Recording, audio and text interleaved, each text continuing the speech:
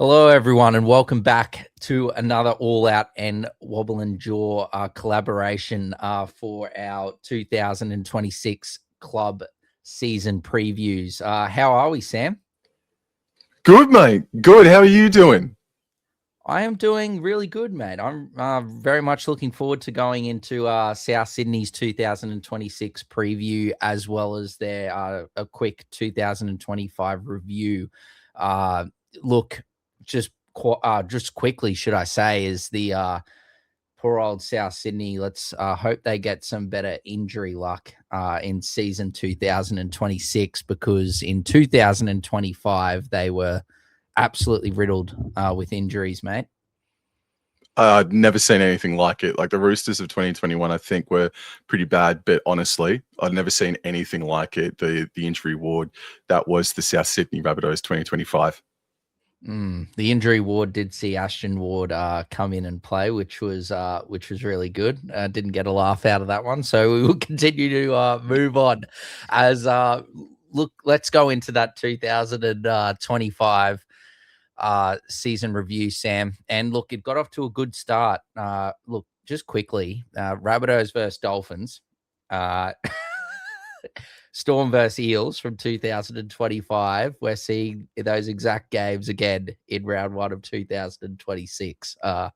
Sorry, just a quick mental note after doing these season previews that these have, or they basically got the same two fixtures, these two or four clubs in season 2026. But back to the 2025 review, and yeah, Rabbitohs kick-started well with a win over the Dolphins in round one.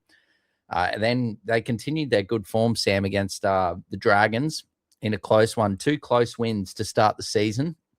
And then, unfortunately, they went down to the Cronulla Sharks there. Then they found their feet again, Sam, beating the Panthers 28 points to 18. And then their crosstown rivals, the Roosters, 20-14. So that was absolutely outstanding. They then went down to the hands of your men, which is actually probably, I think, the first time that we've touched on your men beating one of these teams. So that is excellent news for your Cowboys, Sam. Then it started to go really sour. I'm not going to lie. So probably from round 6 onwards, we've talked about in these podcasts, Sam, about turning points. And it looks like after round 6 was really one of those turning points. They went down to the Bulldogs 32 points to 0, went down to the Storm 24 points to 16, went down to the Knights 30 points to 4. And then it got to round 10, and it's like their season's been so, like, the first 9 rounds that we've touched on, it was started well, then it went shocking, and then it's come it's about to come good again, as round 10 they were able to handle the Broncos 22 points to 14, was 16 points to 14 with a late little Latrell Mitchell, bit of troll mitt from dummy half there to cross over and get the more than a couple of point win margin. And then round 11, they were able to take down the Tigers 22 points to 12. So look, they've gone from starting with a couple of victories. They then, 2 victories, then they lost, then they won, and then they went on a 1-2-3, like a 4-game losing streak there. Then they were able to finish it off going into their first bye in round 12 with some good wins there, Sam. And then after the bye, it unfortunately turned sour again. 36 points to 30 went down the Warriors, 36-12 against the Raiders, 24-18, a bit better than the 32 points to 0 scoreline that they suffered against the Dogs, say a few rounds earlier. Then they lost to the Storm in a close one, 25 points to 24. Got absolutely walloped by the Dolphins, 50-28.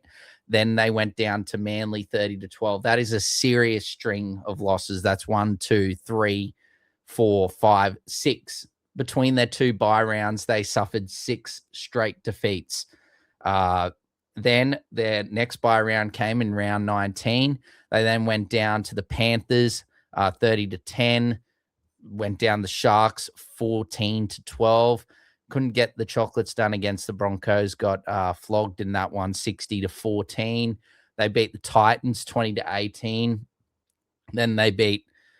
So they had strung a couple of wins together at the closing of the seasons outside of that one after the round 26 bye against the crosstown rivals. But yeah, 20-18, 20-16 against Eels, who were playing some good football, 40-0 against the Dragons, then the bye. And then, like I said, Sam, that defeat to the hands of the Roosters, which all Dolphins fans were Rabbitohs fans that weekend. So a lot of Dolphins fans won't be happy with the Rabbitohs after that horrible round 27 performance from them. But look, that's honestly one of such a up and down draw. Like, they're more down obviously than up, but they did suffer so many injuries, which really didn't help the cause at all, Sam. But I think it really justifies, obviously, where they finished up in 2025, as you can see on the ladder, in 14th position.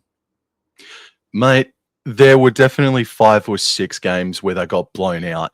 But for the majority of 2025, Wayne Bennett had them fighting in every single game, just about, despite the mounting injury toll that was happening at South Sydney. Looking at the ladder as well, mate, they ended up being the second worst attacking team, or a bottom 4 attacking team.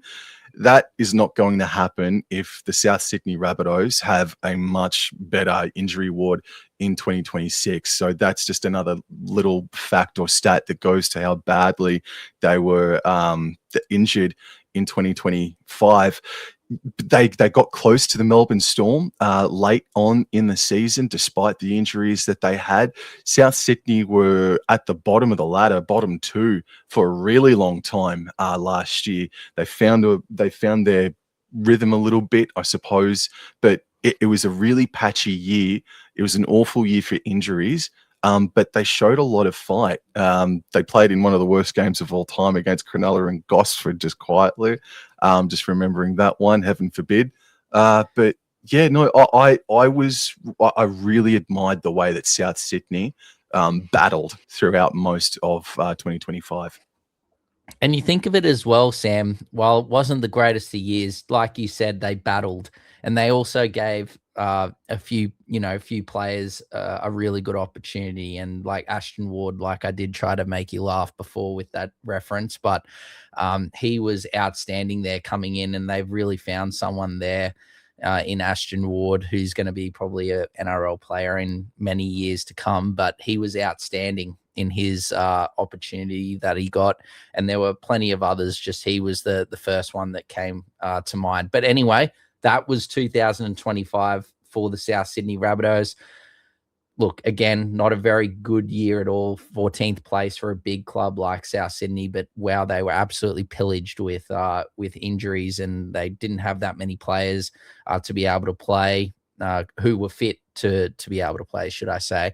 So hopefully in 2026, as we now move on to the next segment, they can all stay healthy and strong, and we can see a better South Sydney. All right, on to the gains and losses, Sam, and it's not as big as the Dolphins losses list, but there is a few there. So let's touch on them first before we go into the gains. So starting off the list, geez, we really saw a lot of Mr. Lewis Dodd in South Sydney colours, and it just really didn't work out for Mr. Dodd at all. He probably got like a handful of opportunities there throughout the whole season of last year. It was just, I guess, the Humphreys and Sullivan and those sort of players and Ward were more preferred than Lewis Dodd. I don't know if it was just because he was signed before Wayne Bennett came in, that he just didn't suit Wayne Bennett's style or system. But yeah, it really didn't work out at all, and it's absolutely horrible result for the club, I guess, with the contract that they originally signed Lewis Dodd on. But we wish Lewis Dodd all the best over at playing for Catalan. With Toby Sexton, I think they're going to be the halves partnership over there at Catalan. So we wish Lewis Dodd all the best. Jerome Burns is retired. He don't really think he played much first grade, if at all, but he was signed by the Rabbitohs when Lachlan Ilias went down as a bit of a replacement there. But he's all done. We wish him the best in the next chapter of his life. Ryan Gray has gone to the Tweed Seagulls, so that's a good signing for the Seagulls. Then Havili, Savili Havili has gone over to the London Broncos in that swarm of players to join Jason Demetriou over there. Yeah, and I would say that Havili would probably be their biggest loss. Maybe Mwale would rival that, but I think Havili, has been really solid for a number of years for South Sydney. 100%, Sam. That a really good comment to add there. Yeah, he's been always consistent. Always works his ass off in the middle of the field. Savili Havili, and he's probably he'd probably be in terms of games that they've played for the club throughout their whole career. I think that probably puts him over Mwale, who I think is another significant loss. But Havili for me, I agree with you, mate, is the biggest loss out of this list. Jacob Host moves over to St. Helens. So that's good news for St. Helens fans to get a solid second row or forward option. Then, unfortunately, due to some issues, poor old Ben Lovett had to retire. We wish him all the best, and South Sydney are doing a lot of good things with Ben to help out and get his next phase of his life moving forward in the right direction. So credit to South and what they're doing with Ben Lovett.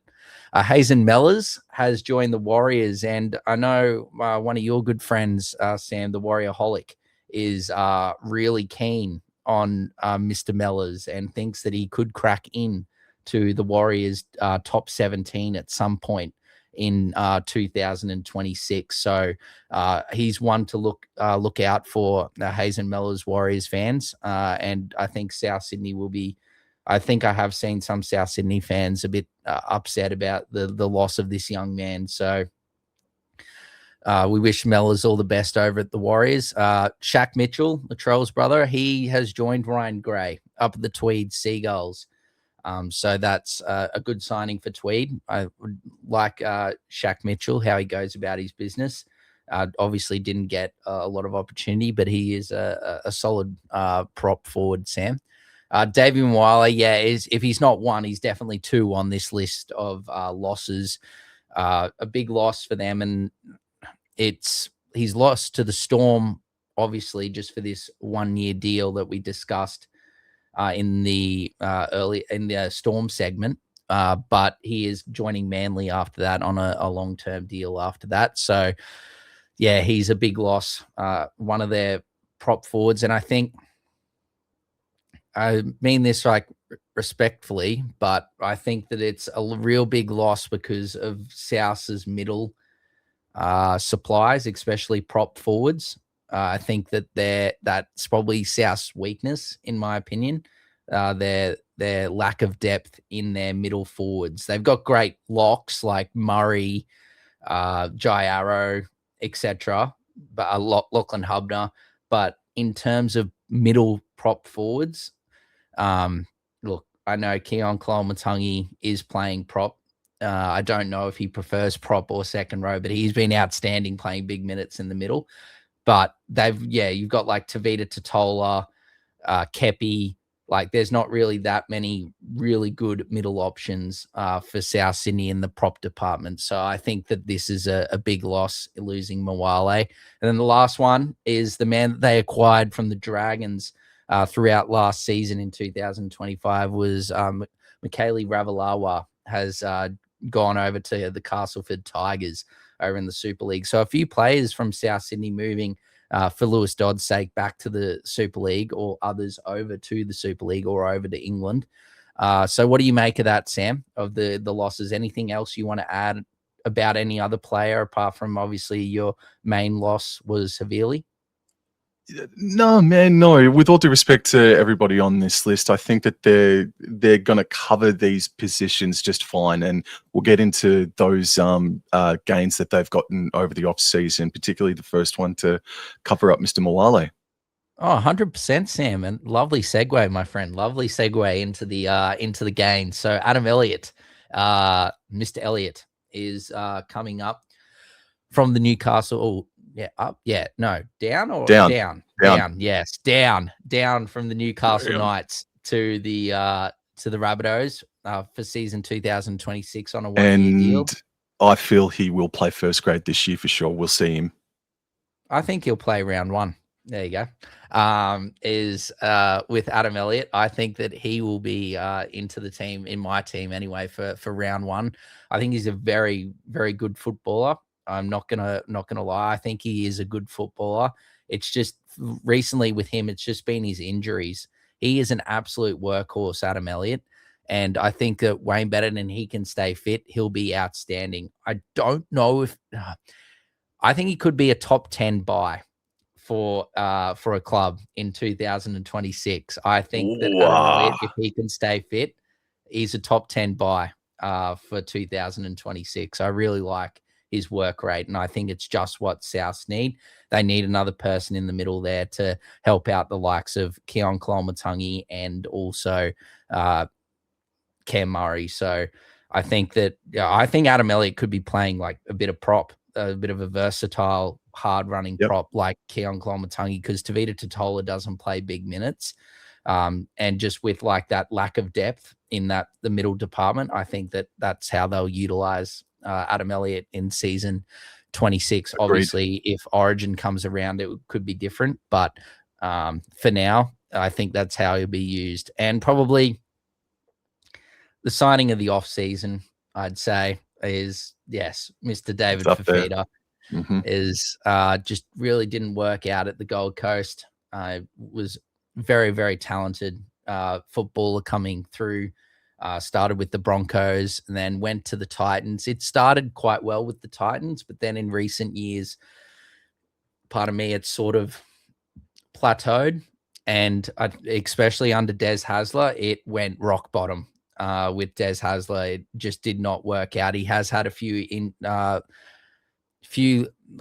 bit of an unlucky run with injury, Sam, but I also think there was a real disagreement between Fifita and Titans management and Hasler and whatnot, so that didn't also help. He wasn't happy playing his football, not as unhappy as, say, Selwyn Cobbo sort of lost his love for the game there a little bit, but I think Fifita was just really unhappy at South, and it's going to be a good change, I think, for David to get back to the man who started, who is, I'm pretty sure the start of his career was his coach with Wayne Bennett. So to get back with Wayne Bennett, I think will be huge for David Fifita, and I think he's just the right coach to get the best out of Fifita. Then we've got Bronson Garlick. Yes, we've got cheese and garlic at the South Sydney Rabbitohs in season 2026. I nearly got Sammy. I nearly got him, but unfortunately, it is a great signing. Bronson Garlick, very versatile utility, can play hooker, lock, probably could play in the halves if need be, but I think this is a good signing for the South Sydney Rabbitohs there, Bronson Garlick. Jonah Glover is the next man, Sam, from the Dragons. And I don't want to go on to a tangent, but I do understand where Jonah Glover is coming from, that the Dragons were not giving him an opportunity. It's the same with Mr. Ilias as well. So they've both gone elsewhere to try and get an opportunity in first grade. And obviously we touched on the man just before, Ashton Ward, but he's only got a New South Wales Cup contract at the moment, Sam. So I think if there's an injury to or issues with Sullivan and Humphreys or with Cody Walker, I think Mr. Glover will see some time this year in he's 2026. An interesting watch. He's got a lot of hype about him, doesn't he? And there's a lot of depth in a couple of certain positions that if it's not working out a quarter of the way through the season, I can see this young man making his debut this year. He's going to be a very interesting watch throughout of all the teams in the competition. He's one of those young players that I'm really excited about. But you just think of it, Sam, as well, like that's the reason why we're all so excited is there was the log jam, obviously, or the lack of opportunity with the Dragons. And Jonah Glover now has him and Ilias were probably close to the form halves, or second probably to the Warriors halves or form halves pairing of the New South Wales Cup. They were absolutely killing it, those two. So I think, if he can play like he did behind, obviously, yes, they're struggling with props, but behind that forward pack as a whole, I think, and the quality of the back line, outstanding. I think Glover could have a good career, and I think for his own sake, I think it's a great career move for himself as well. Then the next man, we've got the double whammy from the Wars, Mawale Graham Telfer and Edward Kosey coming across the ditch to play for the South Sydney Rabbitohs in season 2026. Great versatility signing, Sam. This provides the South Sydney with some really good punch in the back line if players go down. So,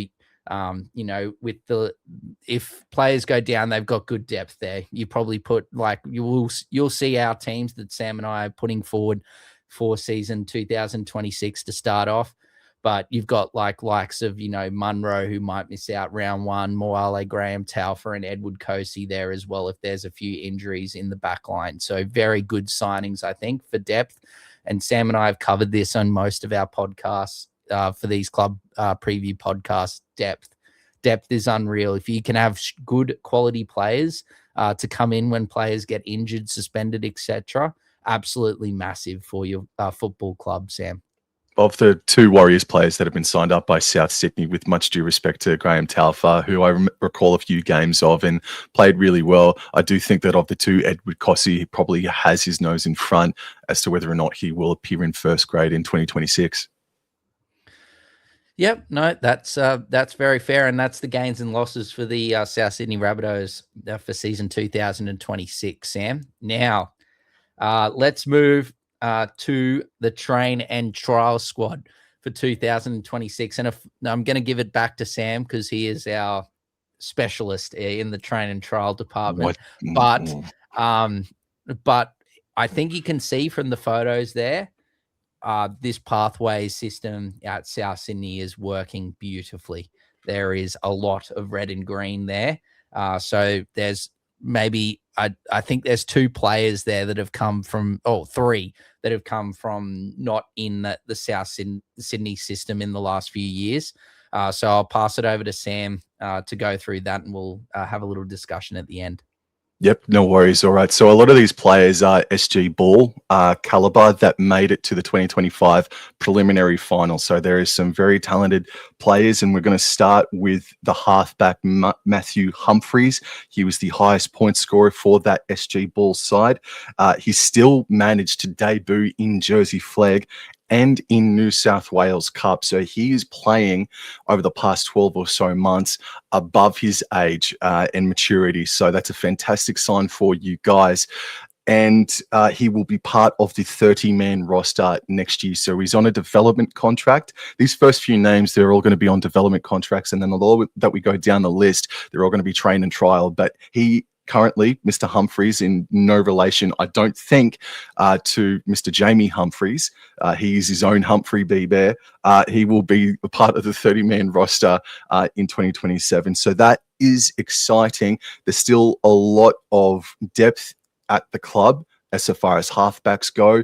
You've got Sullivan, you've got Humphries in front of Mr. Humphries at the moment, but there's still some wiggle room. But anyways, that's for a future discussion. He is a development player this year, and you should be watching New South Wales Cup or Jersey Flag or even SG Ball to check out where Mr. Matthew Humphries is if you are a South Sydney Rabbitohs supporter. Now, I'll ask you to talk about Latrell Sieg. Or do you know much about Latrell Siegwalt, mate? Because he has come from the Brisbane Broncos. He is a fullback. He is 24 years of age, so he's not young, and he's played enough for you to know the ins and outs sort of thing. So I can't speak to too much about Latrell Siegwalt, mate. Do you recall any of his play? believe he's sort of come onto the scene from his 2024 Host Plus Cup or Queensland Cup form, where he absolutely tore the competition to shreds. That then saw him sign with the Broncos for last year, and then look, he didn't really get much of an opportunity at the Broncos. It's especially hard when you're stuck behind someone like a Reece Walsh. And other, big names there that unfortunately for his sake that, Coach Maguire was gonna look to before himself. But look, he played for South Logan Magpies, I'm pretty sure, last season. He had 19 appearances, scored 8 tries, kicked 75 goals, 13 try assists, 18 line breaks. Look, those numbers are pretty good. Pretty good. So I think it shows in the right system, that he can get a good crack, and I think he'll get a crack potentially if there's injuries to Latrell Mitchell, his namesake, and also Jai Gray, that could see Siegwalt come in over other players unless they move Alex Johnson back to fullback. But I think, depending on how they're sitting and how the season's going, I think they might rather go like Latrell. I think Alex Johnson's better on the wing, in my opinion, at his age and where he is in his career. I think that it'd be great to get a live wire like Latrell Siegwalt back there at the back for the Rabbitohs, Sam. Yeah, he is the second development player, and I guess he's also clamoring for the opportunity to be coached under Wayne Bennett as well.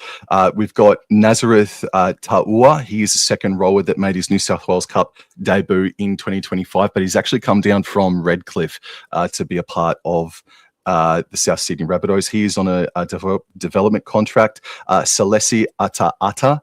He is a prop that has moved from Cronulla to South Sydney. That was last year.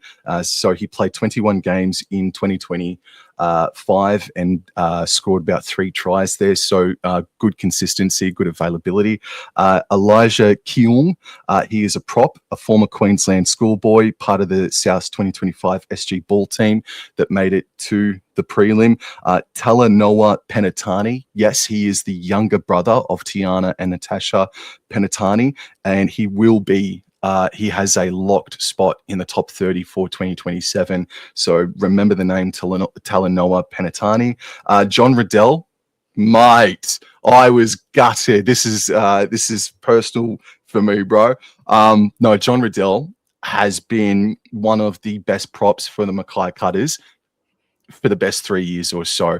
I was really hoping the Cowboys would have him on a development or train and trial contract, but alas, it was not meant to be. John Riddell has gone down to South Sydney, and I'm telling you that if he blossoms under Wayne Bennett, he could very well make his first grade debut next year. I don't think he will this year. If, of course, unless if circumstances arise, touch with it, they don't, for South Sydney's fans' sake. But I'm telling you, John Riddell is a workhorse. He is a power of strength, and I really hope he goes well. I'm telling you, John Riddell is a name to remember, at least in my opinion anyway. If I was a coach, I'd be having him in my team list. Taj Alvarez is a 5'8" who is 18 years old. He scored 13 tries in 11 games. He's on the 2028 development list and will be popped onto the top 30 in 2029. So there is, I don't know, I guess an air of excitement from the South Sydney coaching staff about this young man. So going further down now, these are all the train and trialists now. So we're off development contracts. So Maddox Fui, second rower, will be part of the top 30 in 2028. Dane Jennings is an outside back who was a 2025 Australian schoolboy. Tim Johansson, player's player this year. Yasin Kusku is a fullback player. Top 30 contract is imminent for him next season. Charlie Poynton, a fullback who has goal-kicking prowess, helped them get to the preliminary final in the SG Ball competition last year. And then this name here, Philip Lava Kiaho, he is a prop. He has come from the Roosters. He has jumped fence from enemy territory, and he's now part of the Rabbitohs this year. He won the SG Ball with the Roosters a couple of years ago. actually. He also, this is interesting. So I didn't quite know this, but New Zealand, they have a sort of a test match where Kiwi players who are playing on Australian soil, they select the best players from that crop, Kiwi players who play on Australian soil, and they have an under-17s test match. So it was New Zealand. Please forgive my pronunciation or enunciation, please. The New Zealand Tu'u, the under-17s team, he captained the under-17s team in that test match, and he took on the New Zealand To'a in that test match. So they earmarked him to captain New Zealand in the under-17s test match. So that is nothing to sniff at. And he also made his New South Wales Cup debut at the age of 18. So Lava Kiaho might be someone that I'll be reading up a little bit more on in the New South Wales competitions. As you know, Dor and I are predominantly Queensland competition and Maroon supporters as well. But Philip Lava Kiaho, prop, might be a name that you have to watch out for over the next couple of years. And that is the train and trial list for 2026, including the development players. A great list there, Sam. I think it's spearheaded by some really good young halves that can really do some damage. And, you know, some as well, that was my takeaway, is I think the halves that you mentioned really stood out, as well as the man on screen. Philip looks absolutely unbelievable. It's there with him, probably with that Tu'u jersey that you were talking about there for New Zealand, Sam. That is just a really, really good. He just looks like I don't know. He just passes the eye test for me, and I've only just seen a photo of him. I think he looks really damaging. But the likes of Matthew Humphreys and Taj Alvarez were the two that really caught my eye. I think Siegwald's a really good player as well. And then Philip as well. They're all a good list, and a really good, strong list, with only a few players, say, poached from outside the Sydney area, if that makes sense. Yep. So really good, strong list. Now let's move on to season 2026 and the South Sydney Rabbitohs draw. Sam, I'm going to do my spiel, and then you let me know when you want to add anything in. But the draw is right there for you guys all to see. All right, so the luck of the draw. I hate to say it, South Sydney fans, but you have an absolutely horrific draw for season 2026. There's not much to cheer about at all for Bennett's Bunnies to start the season. They'll be on the road for the first 2 weeks, and they'll want to make amends of their opening fixtures with winnable games against the Dolphins, Tigers inside the first 3 rounds. In terms of travel over the first 10 to 11 weeks, man, it's diabolical stuff, isn't it? Yeah, it's not good at all. So the teams they play twice, Sam. They play the Dolphins, obviously, as you can see, in round 1 and round 11. They play the Roosters twice in round 2 and 27. They play the Bulldogs in round 5 and 24. They play the Raiders in round 6 and 20. They play the Storm in round 8 and 21. They play the Knights in 9 and 19. And out of all the lists, that's probably the one where you breathe a little sigh of relief outside of the Dolphins. Then it gets worse again. The Sharks in rounds 10 and 22. And then not so bad, the Eels in rounds 17 and 23. Indeed, it's not nice at all. That there's probably, like, out of all those teams there, what is it? 1, 2, 3, 4, 5, 6, 7, 8. Out of the 8 teams, there's less than half, games that you'd want to be versing an opponent twice for. Outside of the Roosters, obviously that's a given. They're going to verse the Roosters twice. That's their rival. So you'd probably say less than half still. But yeah, that's not good at all. On 2025 form, that is. The teams they play once, Sam, the Tigers in round 3, the Dragons in round 7, the Panthers in round 18, the Cowboys in round 12, Broncos in round 15, the Sea Eagles in round 14, the Warriors in round 25, and the Titans in round 26. So that's a much better list there in teams that they're versing once, Sam, compared to the twice. They've got buys in round 4, 13, and 16. Thoughts on that? Because there's obviously a really early one, but then if you look at it, they're playing the last 3 months of the season basically without a rest. Yeah. No, that's a little bit hard done by. I agree. Yeah, I think I'm picking up what you're putting down, I think, mate. Yeah. But yeah, no, that's a bit of a tough pill to swallow, that one. Yeah, you know what I mean? Like put that round 16 by or something towards like round 20 or something like that. In my opinion, I think that would be better spaced out. And I don't think South Sydney would still have to play a couple of games that might be Origin affected as well after that round 16 bye, if I'm not mistaken about. I was going to say it could help them in the fact that they do have a couple of Origin players in their team, South Sydney. So it could be beneficial. But anyway, the verdict. It is a harsh draw for a team that obviously was injury riddled and had no luck at all in season 2025. And unfortunately, on the draw perspective, it's not much better at all in 2026. And the Rabbitohs are going to have to do it tough again, Sam. Yeah, so as always, I like to look at the run to the finals that starts in round number 20.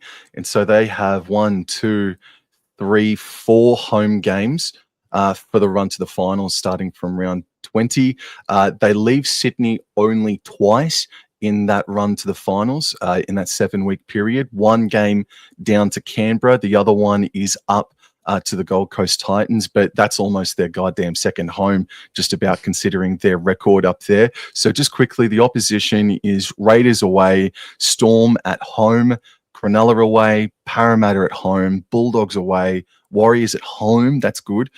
Gold Coast up at the Gold Coast, and then obviously Sydney Roosters in the final round. Without jumping too far ahead, South Sydney, I think if they're not as injured, I think they're going to be a lot better ranked on the ladder. But in terms of opposition, that's a tricky final 7 weeks of the competition. Yeah, it is very tough draw, Sam. But let's quickly just go over the last things and I'll give my grading of this draw. Games played against 2025 top 8 and bottom 9 teams. They versed the top 8 13 times for their draw, which I'll quickly just have a look here, Sam. 13 times, I said, did I not? That's more than the Dolphins. It is more than the Parramatta Eels that we've touched on thus far, more than the Melbourne Storm, and more than the Broncos. That's wild, man, for a team that finished, 14th last year? That's wild. Yeah. They have 7 games against the top 4, which I just like comparing so people have an understanding of how tough this draw actually is, or when we do these draw things. So that's 2 more. The Broncos play top 4 teams 5, so 2 more for South in that department. Let me have a look. The Storm, they have 6, so 1 more than them. The Eels have 6 as well, so 1 more than them. And the Dolphins have 5. So they've, again, got the most games against the top 8 and the top 4, the Rabbitohs do. They play the bottom 9 teams 11 times and the bottom 4 times. I'll see if that's any better. I hope so, but I don't think so. Bottom 4, 6 for the Dolphins, so that is already a loss. Bottom 11, they play 11 times. Bottom 9, should I say? Yeah, they play 11 times. For the Dolphins, they play 12. So again, it's a rough draw.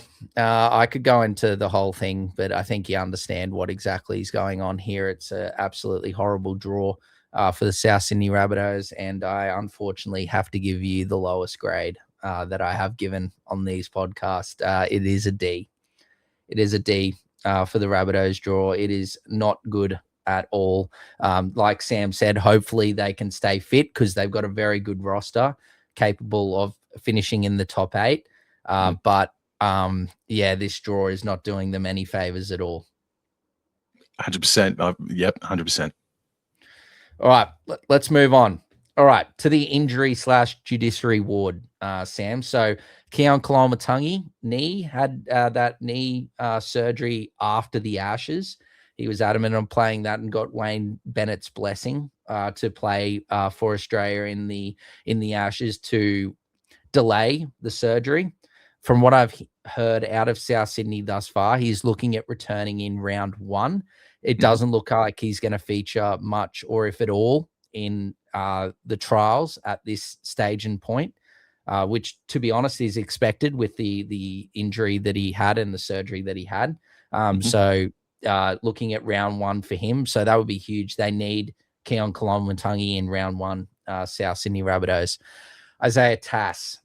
He did his ACL. I'm pretty sure he was playing it. Was it in the Kuri knockout? Was it? Or was it a competition similar to like the Kuri knockout? I'm trying to think. I think it was like some off-season competition. I remember I'm pretty sure. An injury like it. I can't say if it was Isaiah Tass or not. Apologies, mate. No, that's all right. I'm going to quickly. I think you're right, man. I think I am right. Because I don't think it was in for the Rabbitohs. Because, while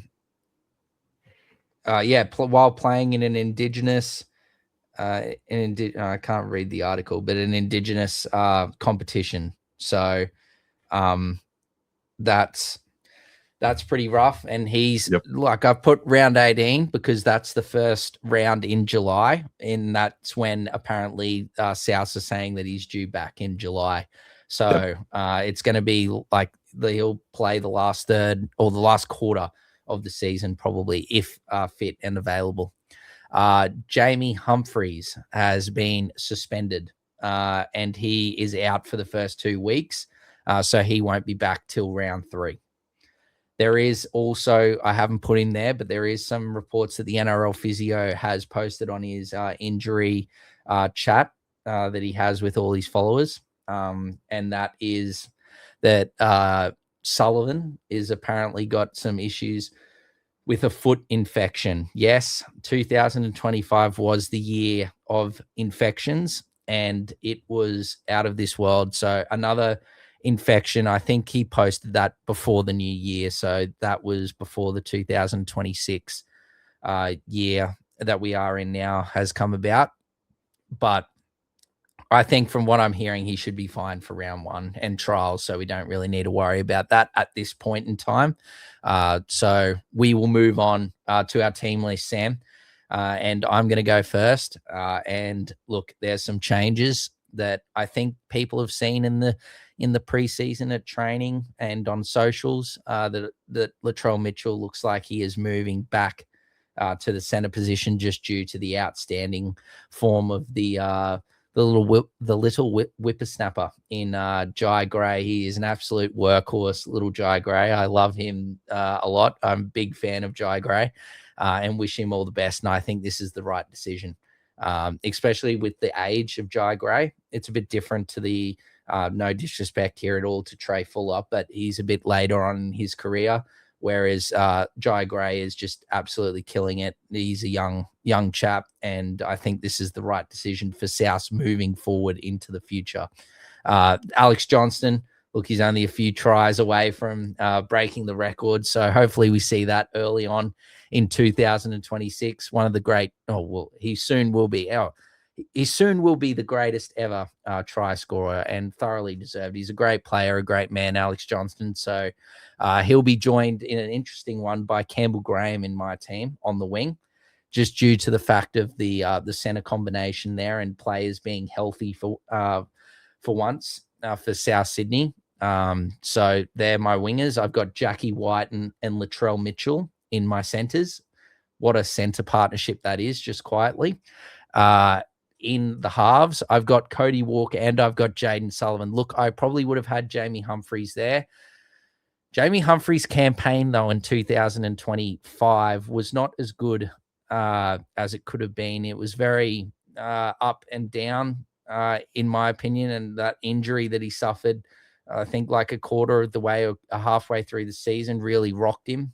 And his form was not the best after that. And, Ashton Ward sort of dominated the talks there at the back end of the season with his play in the halves. Do you want to say something or? Oh, he's a young fella, but isn't he, Jamie Yeah, Humphries? He'll bounce back. Yep. He's got class. 100%. 100%. You got Cody Walker and Sullivan, like I said. I think, just Sullivan for me without Humphries. I wouldn't go to Glover right away, but Glover is a chance, especially if there's that foot issue and that infection with Sullivan really does hamper his preparations. Then, Glover could be in at 7 instead of Sullivan. We're talking about those prop forwards, Tavita Totola and Keon Kolomatangi, my prop forwards, Sam, with Mamazoulis at hooker. I thought we saw great things from Keon Kolomatangi in the middle of the field, and it was that good that I don't know if he'll ever go back to playing the edge unless there's an injury, because he just plays big minutes and just works his ass off. He's like a clone. Like, he tries his best to be like Payne Haas. Obviously not the same player, but he plays the big minutes, does the hard stuff, and works his ass off. Terrific player. Duncan and Fafita are the second rowers, and I loving that Latrell Mitchell and David Fafita combination there on the edge. That is going to be very, very deadly. Mate, of all the teams that we've spoken about, that has to be the best back row that we have spoken about so far. Maybe Dolphins can put their hand up, but that's an amazing back row.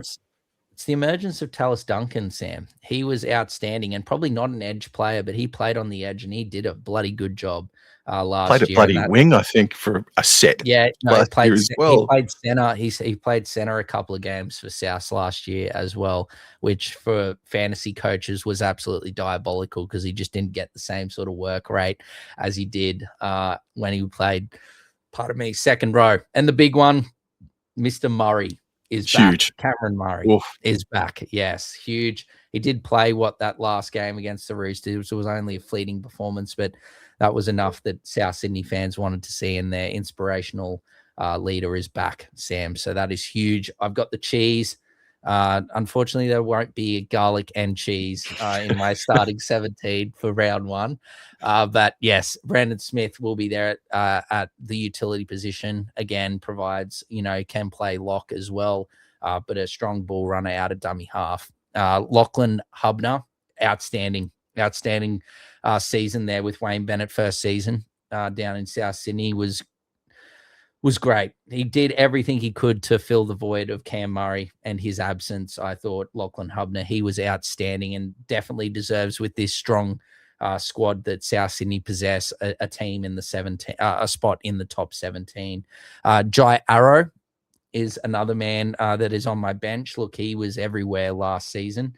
And I thought Jai Arrow really returned back to formula in 2025. He was really impressive in 2025, man. Yeah, and he can play on the edge. I've basically got 3 middles on my bench, but they're obviously not of the big hombre variety. They're more of the, versatile, work your ass off type of props or middle forwards. So Adam Elliott, I've got him there in jersey 17.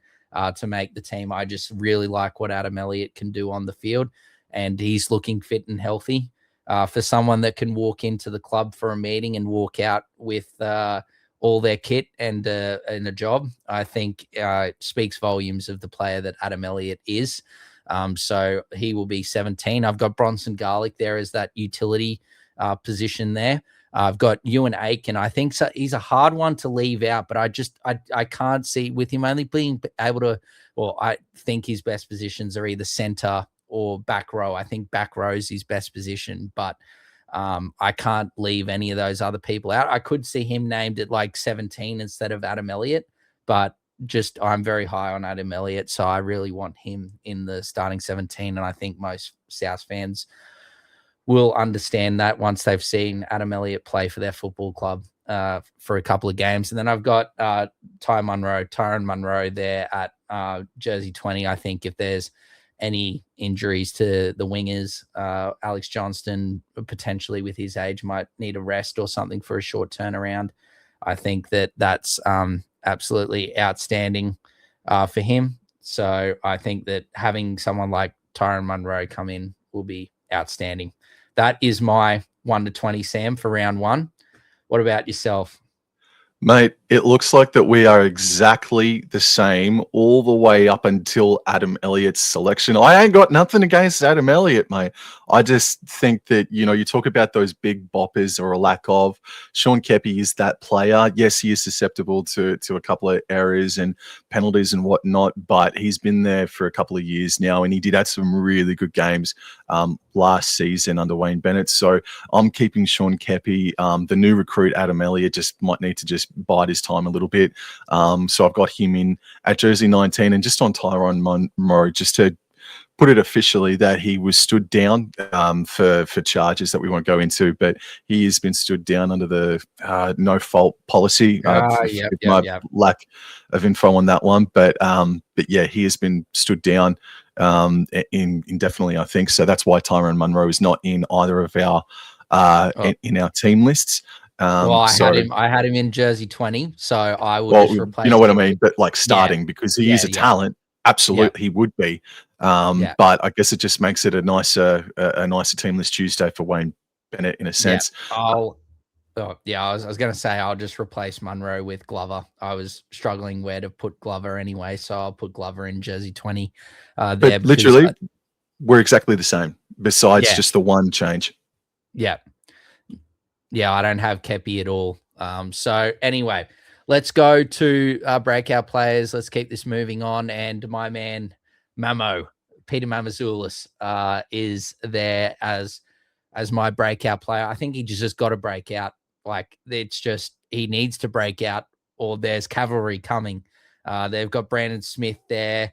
They've got Bronson Garlick now, like all the pressure. And they've got a really good young hooker coming through as well that Sam touched on earlier.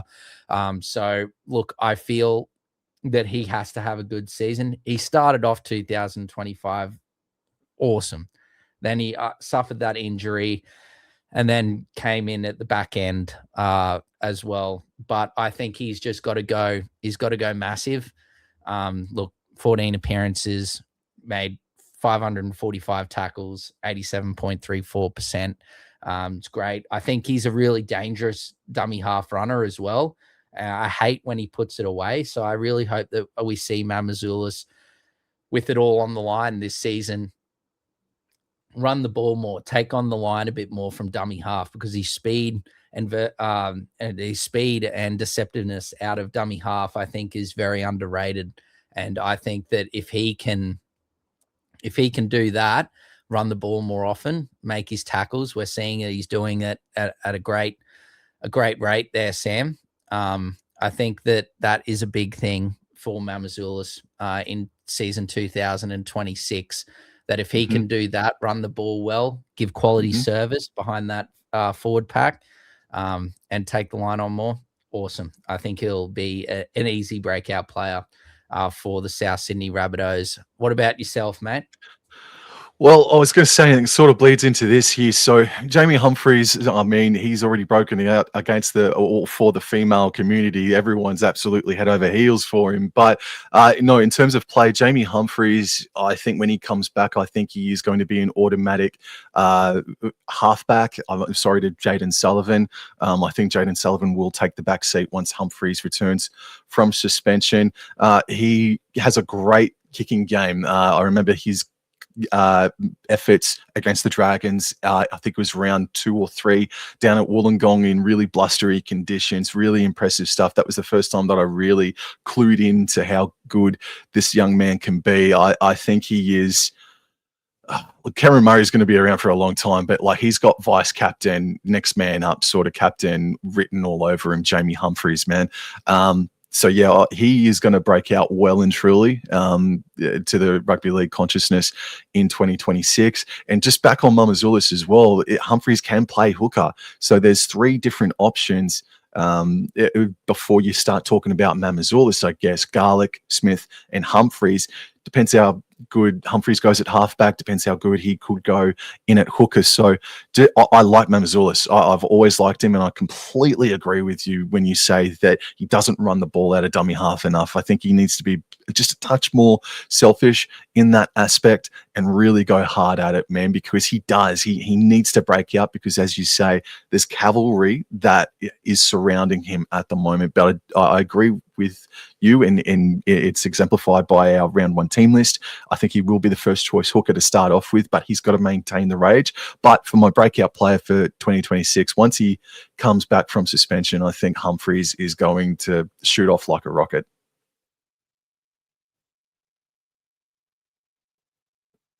Dor, mute. You're on mute. You're on mute. Oh, Very dearie. true. Oh, Very true. dearie. Very true. Very true. Yes. No, my thoughts were, I was just saying, sorry guys, I was on mute.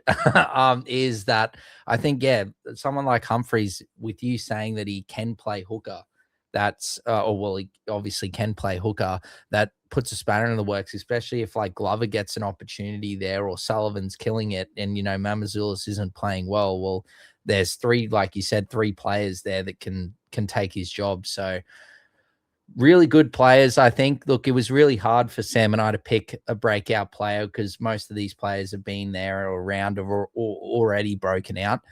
So yeah, we've tried our best there, but feel free to let us know if someone you think could break out. I was looking at potentially Ashton Ward before I went Mamazoulis, but he's only got a New South Wales Cup contract and might need a few things to work in his favor to be able to play in season 2026.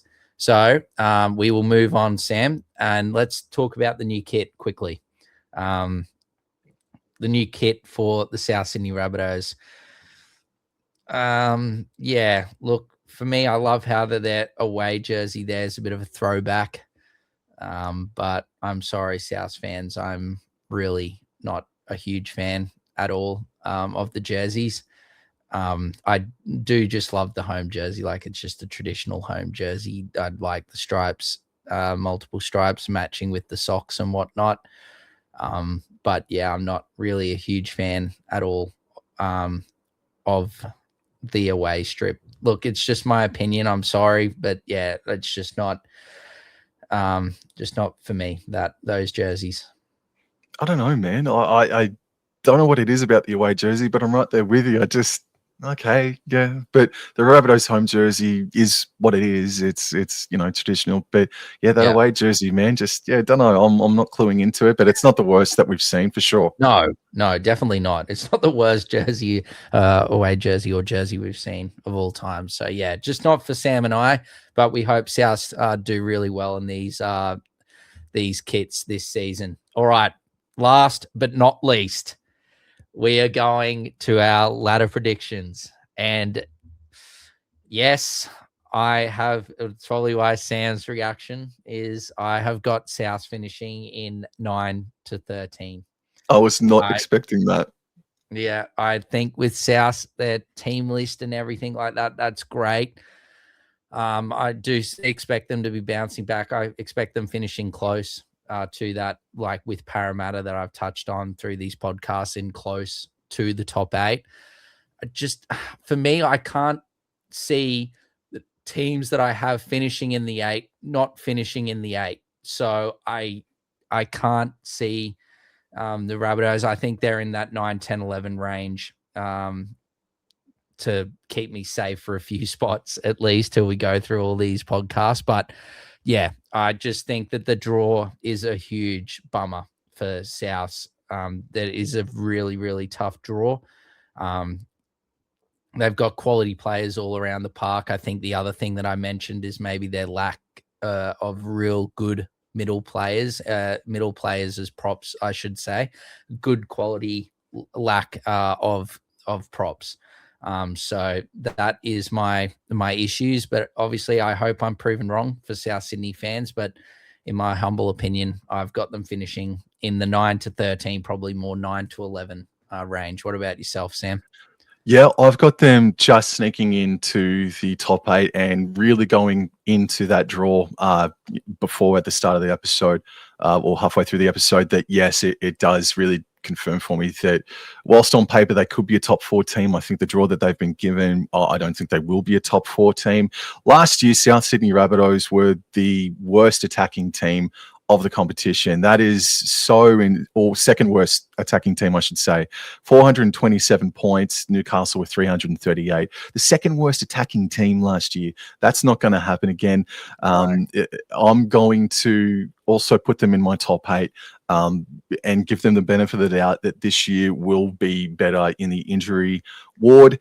What was I going to say just then? But look, the big story for me this year, mate, is going to be Latrell Mitchell. He has to kick some serious ass this year.